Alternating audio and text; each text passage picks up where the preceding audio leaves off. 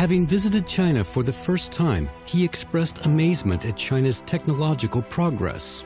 C'est extraordinaire, le niveau est assez impressionnant. He rejected Western narratives of so-called neocolonialism. Ce débat sur le néocolonialisme est un faux débat. On the U.S. imposing tariffs, he remarked, Ils veulent sortir de ces règles pour imposer des règles différentes. Speaking about China-Africa cooperation, he affirmed, Ça va se mettre en place pour que l'Afrique aussi puisse répondre à côté de la Chine à l'appel du monde. Leaders Talk exclusive interview with Senegalese Prime Minister Ousmane Sonko. Stay tuned.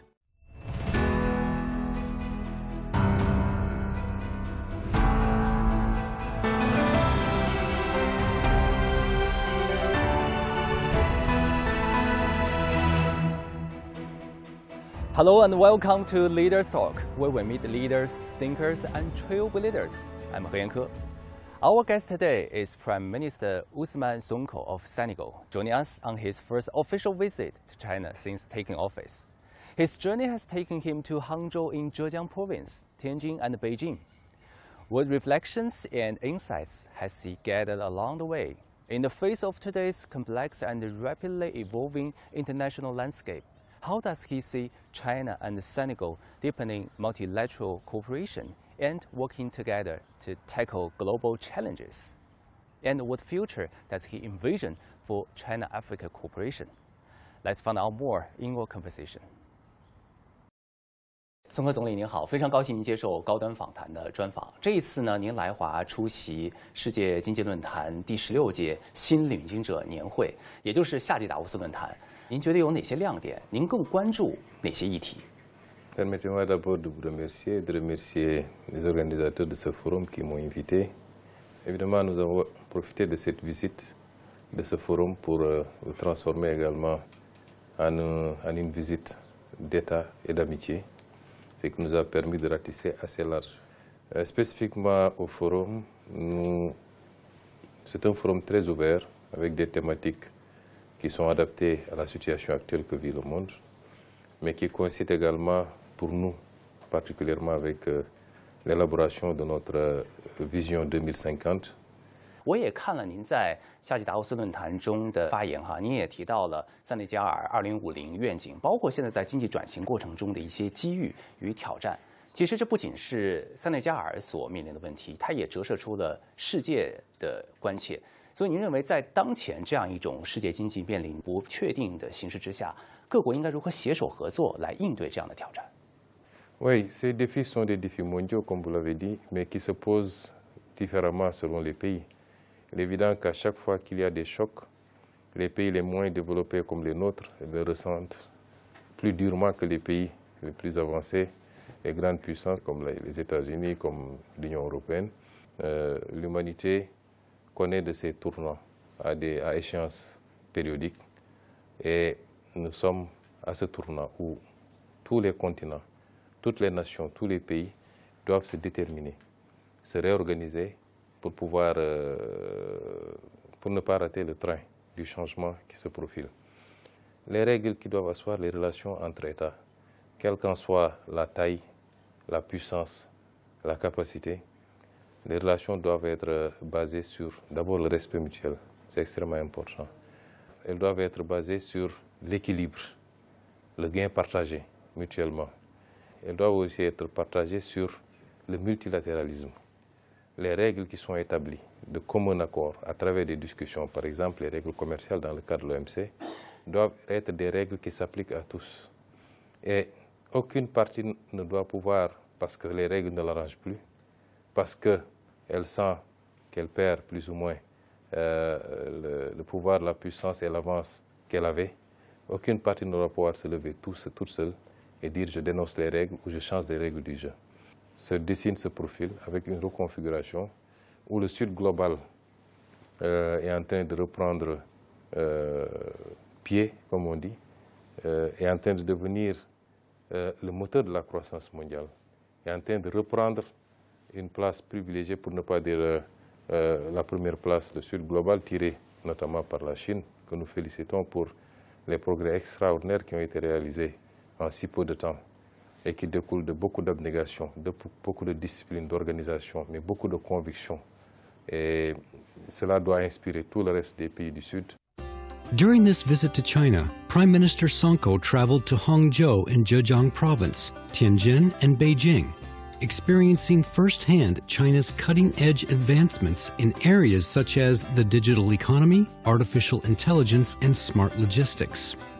In Hangzhou, he learned about cross-border e-commerce platforms, as well as developments and applications of brain-computer interface technology and intelligent bionic hands. In Tianjin, he toured the port of Tianjin and inquired about the construction of the zero-carbon terminal. He also visited the Luban workshop to experience traditional Chinese architectural craftsmanship. From Tianjin to Beijing, Prime Minister Sonko traveled by high-speed rail, experiencing the China speed.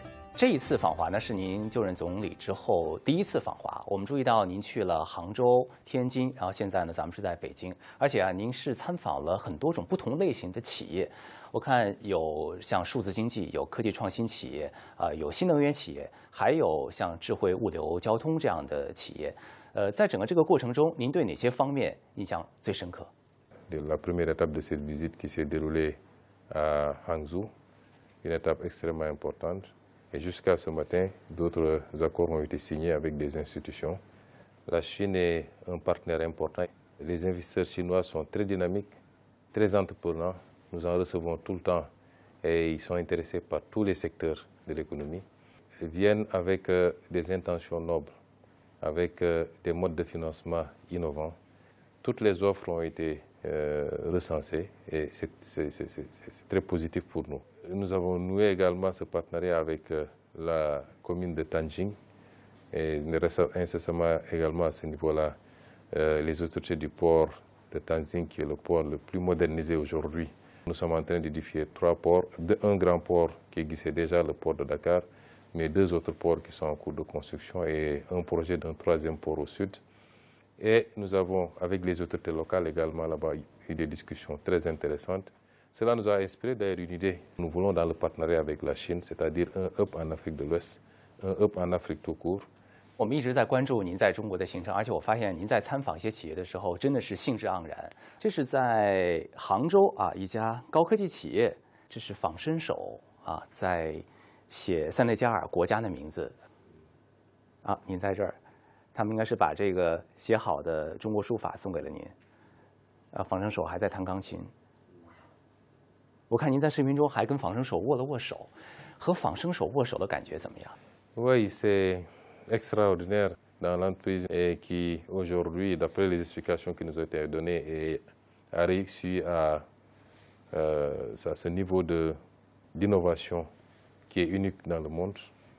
Et c'est la 2e fois après la 5G où la Chine a pu damer le pion à tout le monde. Récemment, il y a eu le phénomène DeepSeek qui a émerveillé tout le monde. C'était extraordinaire d'avoir eu le privilège de visiter ça, de le vivre et de voir que ce qui se dit sur l'intelligence artificielle. Et bravo à la Chine, bravo aux inventeurs chinois, au monde scientifique de la Chine. Je suis quelqu'un qui croit fondamentalement à l'Afrique et je suis sûr que l'Afrique peut faire des progrès importants dans ce sens.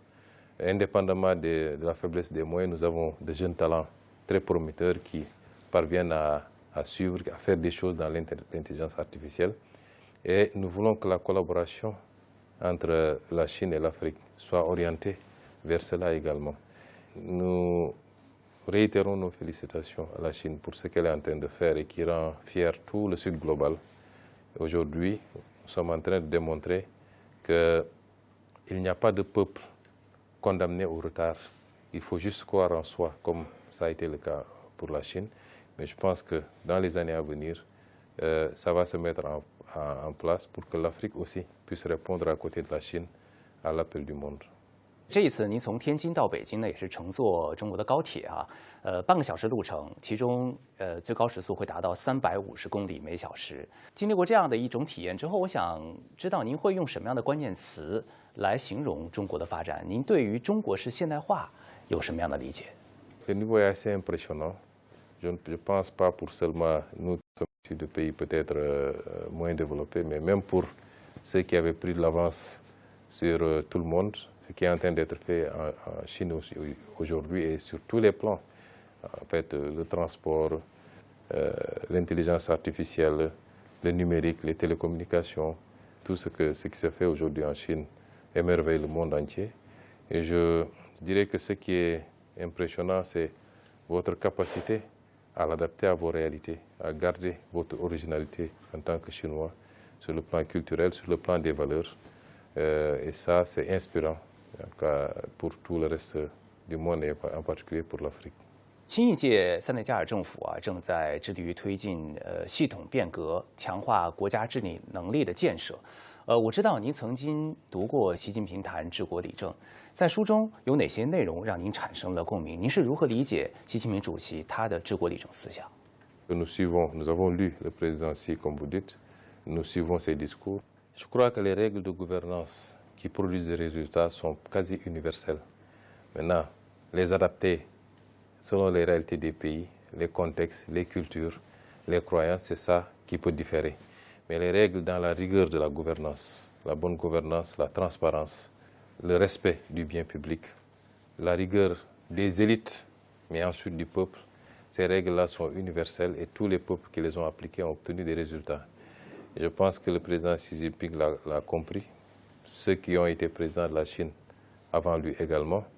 Mais je pense qu'il l'a élevé à un certain niveau et les résultats sont immédiats. Le rythme de modernisation de la Chine sur les 10-15 dernières années est impressionnant. Et je pense que c'est tout son mérite et toute l'équipe qui travaille avec lui. Et c'est des sources d'inspiration également pour nos pays. Ce que j'apprends, ce que je retiens, c'est que sans rigueur, sans discipline et sans vision, il est impossible de développer un pays, même un tout petit pays, a fortiori un continent comme la Chine. 习近平主席将与您举行会见，您有什么样的期待？ Nos attentes, c'est celles liées à une collaboration renforcée. Je crois que les relations entre la Chine et le Sénégal ont été élevées au niveau de relations stratégiques globales, c'est déjà important.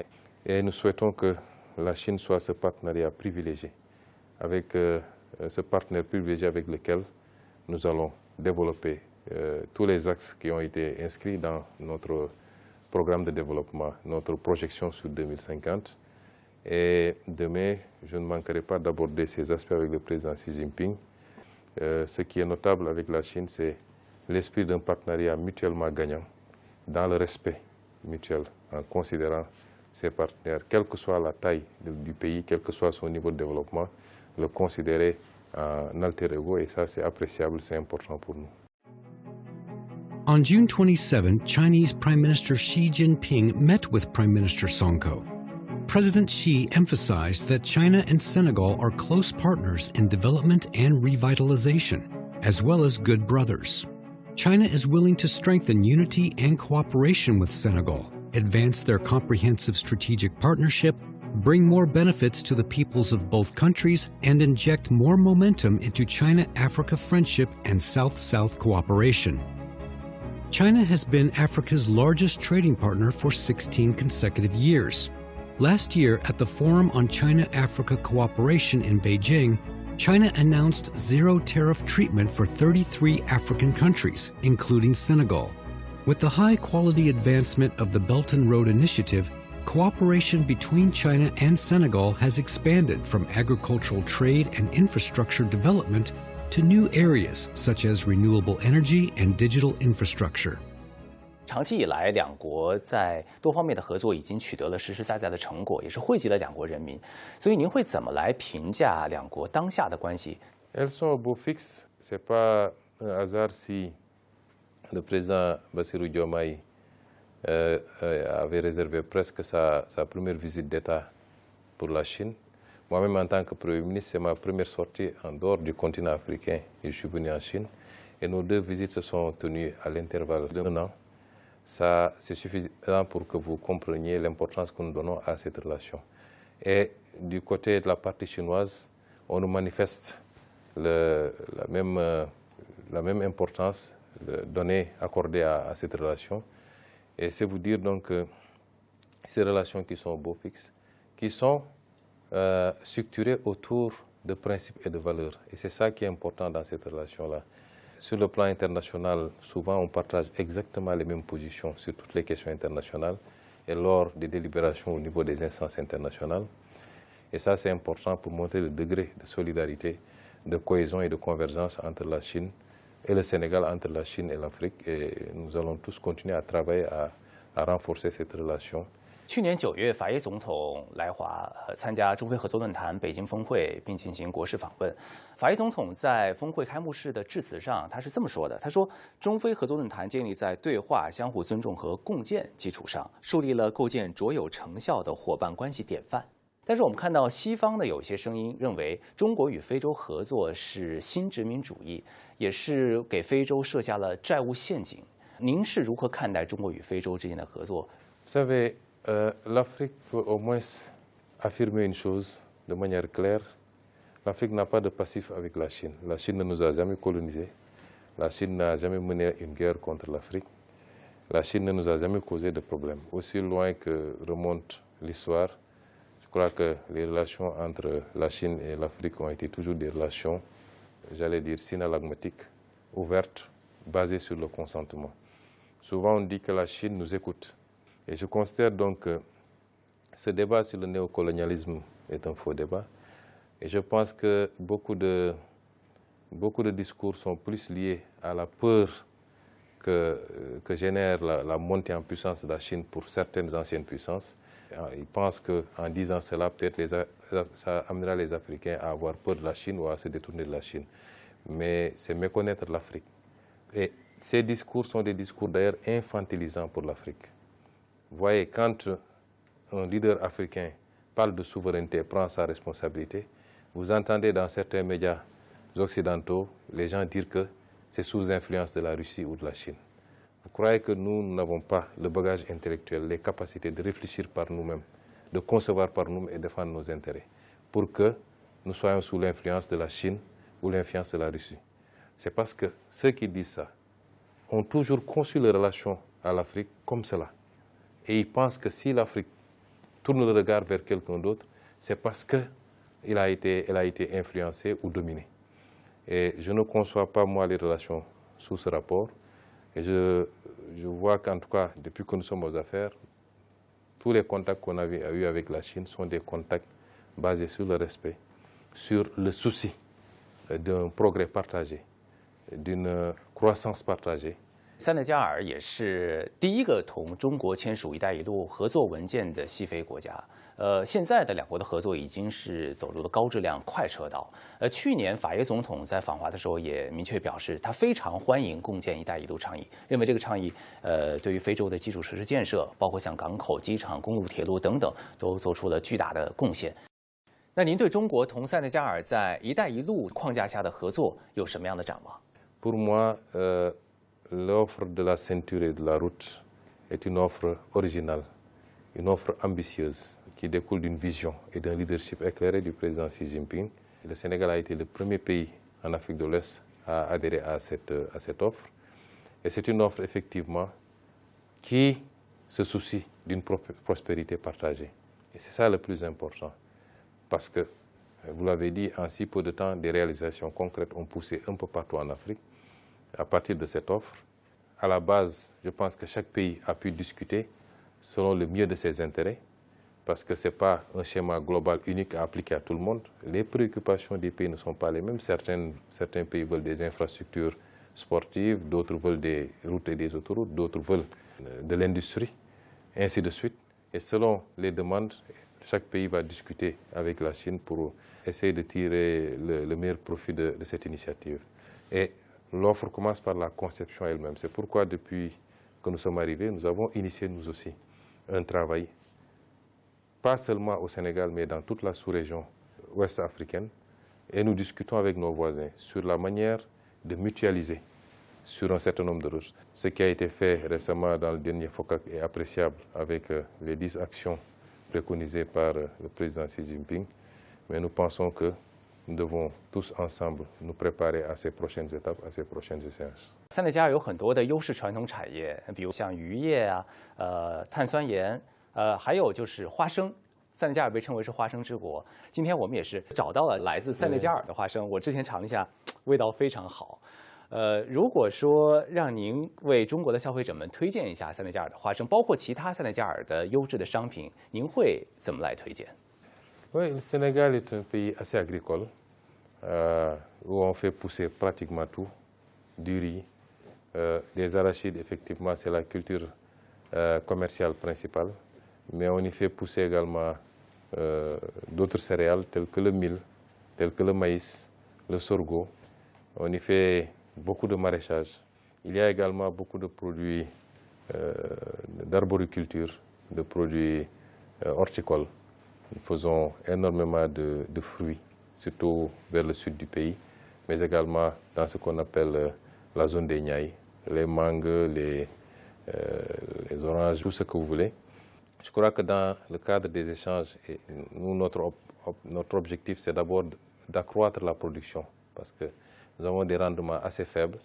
Il y a des accords qui existaient déjà et que nous allons développer pour que les instituts de recherche sénégalais et chinois puissent évidemment, ça c'est notre arachide, pour que nos instituts de recherche puissent collaborer pour bénéficier de la technologie et des techniques chinoises d'amélioration des rendements. 塞内加尔也一直在探索独立自主的发展道路。您是否也认为找到一条适合本国国情的、适合自身特点的发展道路，对于塞内加尔来说非常的重要？您觉得非洲应该如何把前途和命运掌握在自己的手里？ Et dans ce qui se dessine actuellement au niveau du monde, rassurer la Chine que les Africains désormais ont bien compris. Il y a eu pendant des années beaucoup de pollution dans la communication qui tendait à montrer certains modèles ou certains pays comme étant des modèles problématiques.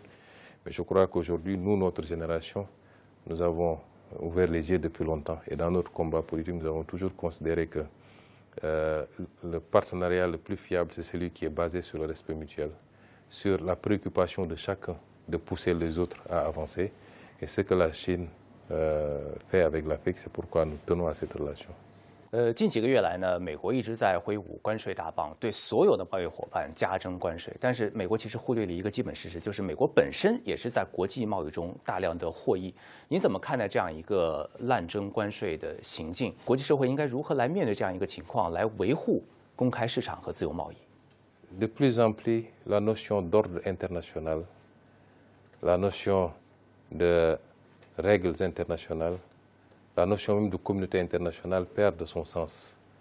Parce que nous avons certains pays, du fait de leur puissance, qui pensent pouvoir de manière unilatérale à chaque moment de l'histoire imposer seuls les règles. Mais c'est ces pays qui ont créé ces règles-là. Parce qu'ils se sentaient tout puissants et pensaient que ça allait leur profiter au détriment du reste du monde. Aujourd'hui, que les choses ont tendance à s'équilibrer, ils veulent sortir de ces règles ou imposer des règles différentes. Je pense qu'aujourd'hui, ce qui se fait dans le sud global et au niveau des BRICS est assez important et c'est un travail qu'il faut continuer pour un monde beaucoup plus équilibré, beaucoup plus multilatéral. Et pour un continent comme l'Afrique, nous devons profiter de cette situation. 明年塞内加尔将会主办第4届青年奥运会，这也是非洲国家第1次主办奥林匹克的相关赛事啊。我们知道塞内加尔的强项有足球，包括摔跤。现在塞内加尔青奥会的准备工作怎么样？ Oui, nos athlètes sont en train de se préparer. Le pays, de manière générale, est en train de se préparer, malgré la situation difficile dont nous avons hérité. Mais c'est important toujours de voir d'où on part. Les travaux vont bon train. Et il y a certains travaux d'ailleurs qu'on fait avec la collaboration de la Chine. Et j'en profite pour remercier la Chine qui nous a offert, je crois, plus de 87 ou 90 bourses pour les athlètes pour une période de 2 mois pour qu'ils viennent se préparer ici en Chine. C'est nous qui organisons et nous voudrons en tout cas en sortir avec le maximum de médailles. Et nous espérons également que la Chine fera une bonne participation à ces Jeux. 所以刚才咱们谈到了体育，您觉得包括体育在内，包括人文交流在内，中塞两国之间未来还有什么样的合作契机？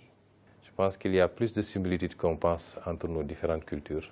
Quand on est en Chine, on n'est pas très dépaysé quand on fréquente les Chinois, quand on discute avec les Chinois.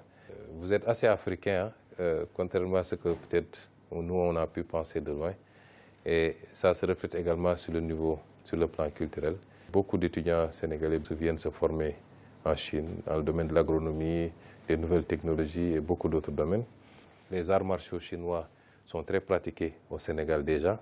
Pratiquement le kung fu et tous les autres arts sont pratiqués au Sénégal. Et je pense que nous pourrons donner une nouvelle dimension également à cette coopération culturelle et sportive. 今年是中国人民抗日战争暨世界反法西斯战争胜利80周年。面对依然充满了挑战的世界秩序，您觉得那样一段历史对于当今世界来说有什么样的启示？ Oui, vous savez, dès qu'on est arrivé, nous, pendant tout le temps, nous avions beaucoup insisté sur le devoir mémoriel. Un pays qui n'a pas de mémoire est un pays qui ne peut pas tirer les leçons du passé et qui risque de subir à nouveau les affres de cette histoire. Ce matin, j'ai visité le mausolée du président Mao, qui, au-delà du président Mao, porte l'histoire de la révolution chinoise. Et j'ai été impressionné par la manière avec laquelle les Chinois conservent cette mémoire et l'enseignent, la transmettent, parce que c'est ça qui va permettre aux générations à venir. Que nous avions toujours dit qu'il faut le devoir mémoriel, parce que les pays africains ont doublement subi la traite négrière, la colonisation, la néocolonisation, mais le pire de ce qu'ils ont subi, c'est l'effacement, la tentative d'effacement de leur mémoire. C'est-à-dire, c'est comme si on les interdisait de se rappeler de cette histoire et d'en parler. Les Africains ne parlent pas de la traite négrière. D'autres ont parlé des épreuves qu'ils ont subies. Certains ont même réclamé des réparations. Mais en Afrique, c'est comme si c'était tabou. La colonisation, les Africains n'en parlent pas. Et imaginez que jusqu'à une date récente, ou jusqu'au mois où je vous parle même, dans chacun des pays qui ont été colonisés en Afrique, vous avez encore des rues, des boulevards qui portent le nom des généraux qui nous ont colonisés, qui ont combattu nos parents, qui ont tué, etc., qui ont asservi, qui ont imposé les travaux forcés, qui ont pris des gens pour les amener combattre de force pour eux. Mais jusqu'à une date récente, on a encore les stigmates. Et c'est pourquoi moi, quand j'ai été élu maire de Ziguinchor, la première chose que j'ai fait, c'est de rebaptiser toutes les rues qui portaient encore les noms de l'ancien colonisateur. Vous avez si bien restauré cette mémoire pour que ça serve de ciment, mais également de moteur au peuple chinois pour rattraper son écart et prendre sa revanche sur l'histoire. Et ça, c'est extrêmement important. Je suis très content que vous nous ayez posé cette question parce que souvent on l'oublie. 宋总理，感谢您真诚的分享，谢谢您。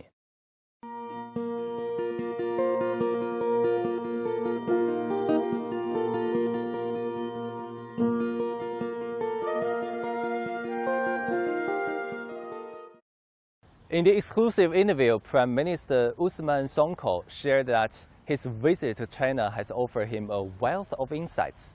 He expressed a strong desire to strengthen cooperation between Senegal and China in key areas such as infrastructure, electric vehicles, artificial intelligence, and the digital economy, aiming to harness Chinese wisdom as a catalyst for accelerating and strengthening Senegal's development. Thank you for watching Leaders Talk. I'm He Yanke. See you next time.